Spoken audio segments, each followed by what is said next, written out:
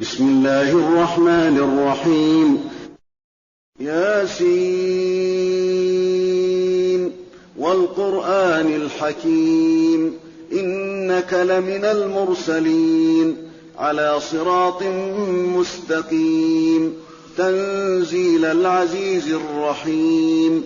لتنذر قوما ما أنذر آباؤهم فهم غافلون لقد حق القول على أكثرهم فهم لا يؤمنون إنا جعلنا في أعناقهم أغلالا فهي إلى الأذقان فهم مقمحون وجعلنا من بين أيديهم سدا ومن خلفهم سدا فأغشيناهم فهم لا يبصرون وسواء عليهم أأنذرتهم أم لم تنذرهم لا يؤمنون إنما تنذر من اتبع الذكر وخشي الرحمن بالغيب فبشره بمغفرة وأجر كريم إنا نحن نحيي الموتى ونكتب ما قدموا وآثارهم وكل شيء أحصيناه في إمام مبين واضرب لهم مثلا أصحاب القرية إذ جاءها المرسلون إذ أرسلنا إليهم 2 فكذبوهما فعززنا ب3 فقالوا إنا إليكم مرسلون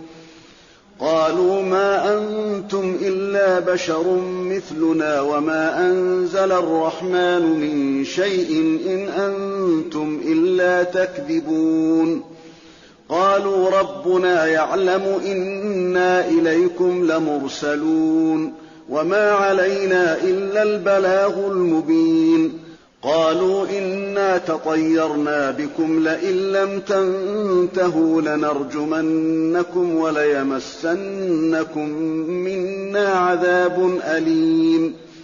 قالوا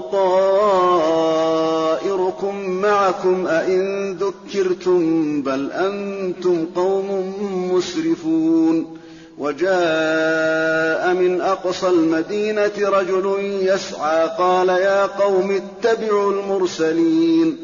اتبعوا من لا يسألكم أجرا وهم مهتدون وما لي لا أعبد الذي فطرني وإليه ترجعون أأتخذ من دونه آلهة إن يردني الرحمن بضر لا تغن عني شفاعتهم شيئا ولا ينقذون إني إذا لفي ضلال مبين إني آمنت بربكم فاسمعون قيل ادخل الجنة قال يا ليت قومي يعلمون بما غفر لي ربي وجعلني من المكرمين وما أنزلنا على قومه من بعده من جند من السماء وما كنا منزلين إن كانت إلا صيحة واحدة فإذا هم خامدون يا حسرة على العباد ما يأتيهم من رسول إلا كانوا به يستهزئون